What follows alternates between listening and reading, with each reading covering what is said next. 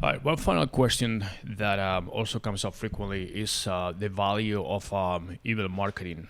And it's amazing because email marketing has been the oldest form of marketing for a long, long time. Since email started, people were just gathering emails for subscribers, for sign up to get this, sign up to get that, newsletters, get information, all the stuff like we're saying. And after all these years, email marketing still is one of the most relevant marketing channels when we're talking about multi-channel approach. I mean, everybody is, you go to websites, you always have a pop-up, subscribe here, subscribe that. They want your email address just to be able to connect with you.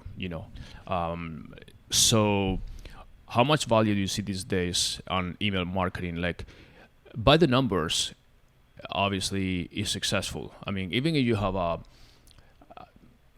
1% conversion rate, okay, let's say that you send the email to, and we do that ourselves actually, you send the email to 10,000 people and you have a 10-15% open rate, okay, which is pretty decent. So you get 1,500 people from those 10,000 to actually open your email, and then from those guys you get maybe 5% click-through rate, which is another, you have 1,500, that's about 550 people or so that will actually 50, 75 people, whatever, that will actually click through to buy something. So you end up from 10,000 people that you send the email to maybe 50, 75 that actually do click through and buy something or convert to whatever you're selling. So those are good numbers. I mean, obviously it depends on what you're selling and your profit margins, but still it works. That's why I think most of the companies are so persistent in still getting customers' email addresses and be able to market them. And obviously you want to spam them, but you create some emails that are more content driven, like informational, and some others are more bottom of the funnel, which is to get them to buy something. But I think email marketing, to me, is still one of the most valuable and cost-effective ways to market your products, basically. Because it really, with the email marketing services that we have these days, the service providers that provide this, like the MailChimps, Constant Contacts, and tons of those, really the cost per customer to send an email is very, very little compared to what you can get in between, compared to any other kind of form of advertising, including paid ads with Facebooks and Googles and everything else. So is that your understanding too as far as email marketing? Yeah, of course. I mean, that's why everybody does it. I mean, because once you have someone's email, they've already filtered themselves, right? Because if it's much different than like a Facebook ad, obviously, because this is someone who probably went to your website. Maybe they add products to their cart and didn't check out, or maybe they just signed up for your email with a pop-up or something. But yeah, obviously, if they do that, they're already showing a certain amount of interest. So of course, they're going to convert higher than a cold lead from somewhere else.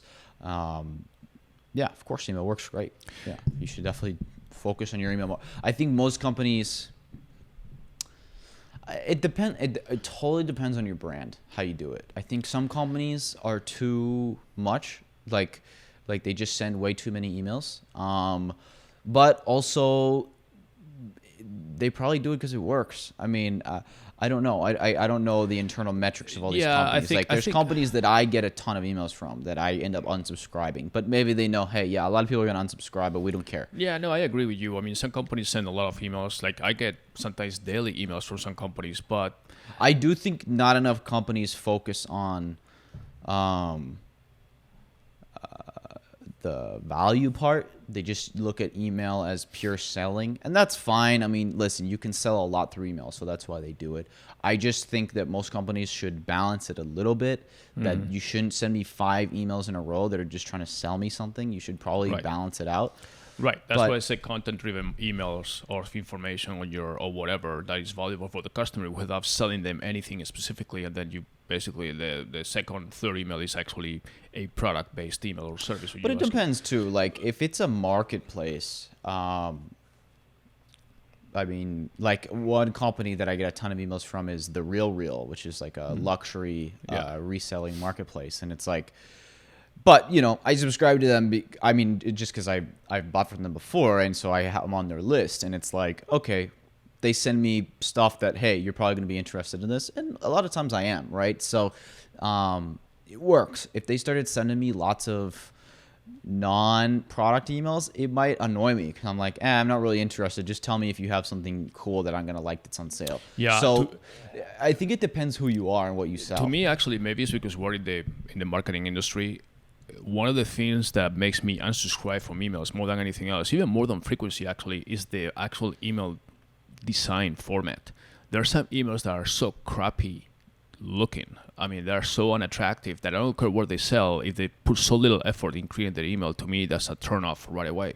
You know, some other companies send me emails, like I said, daily, but they look very nice. You know, I mean, I have a food company. Actually, I think it's a restaurant that sells me emails every morning at the same time. Every morning I see, like, first thing in the morning, and I see this beautiful crafted email with beautiful shots of food and products and all the stuff. I just look at it, you know, just because I say, wow, that's good. I like this design. I like this idea. I like this font. I like this. And then I don't act on it because I'm not gonna buy anything. But I just like the design. You know, I like it's more of a pleasing thing, you know, than just getting the other crappy email. It's all text and some things don't work, pictures missing, and yeah, I mean, if they're doing that stuff, then they're right. clowns. So people I need to think get their email marketing right. But these days, that's not that hard. I mean, just use a system like Klaviyo or something, and it doesn't take a genius to set that up. Well, it does apparently, because I mean, I see companies using very established email marketing systems, but you still need to design the email, and then they don't test them on different platforms, whatever, but they come all out of whack. So anyways, one final question for you. Third final question. I know. You're giving me. No. This is a one final thing. Let's say you sell a product, a consumable product, okay, and you have a limited budget. Basically, you can have a budget that you can split into multi-channel. Like, let's say you go to Google advertising and Facebook and Instagram and YouTube and email marketing, all that stuff. Basically, you dilute the effectiveness of your marketing budget because you really don't go, like you said, you don't go deep into being able to take advantage of your advertising effort, you know, because it's so little that you don't get the algorithms to work for you. Or you say, I'm just going to try one channel. I'm trying to... I would definitely do one channel. Right, exactly. Not a question. Well, no, I understand that. But my question to you is not the one channel. Is which channel will you choose when it's a consumable product? What consumable product? Let's just say, for example, it's a food product. Okay.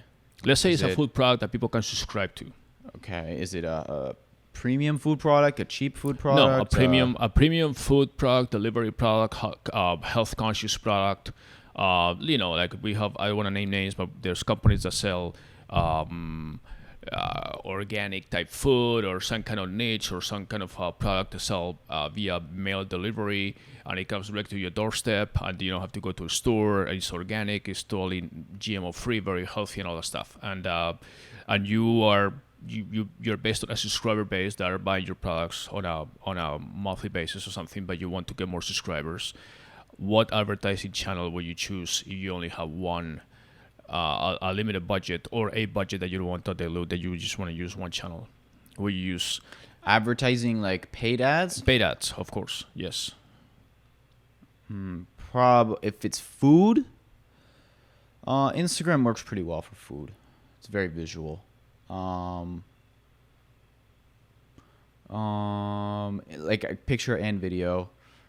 Depending on what it is, you can show people making things with the food or creating different dishes with the food, depending on what it is, obviously. Instagram's good for that. Or for paid, I probably wouldn't. Well, again, it depends on the budget. But if they're limited, for food, visual is very good. Right. So I would do visual. So Instagram and YouTube, maybe. Okay. But yeah, that's for food because it's very visual and people can you can do a lot of beautiful things with food, and that entices people. But yeah, probably that if it's paid. I would also do a lot of organic too, though. Instagram and YouTube. I think that will be a good base, and then a newsletter on top of that. Okay.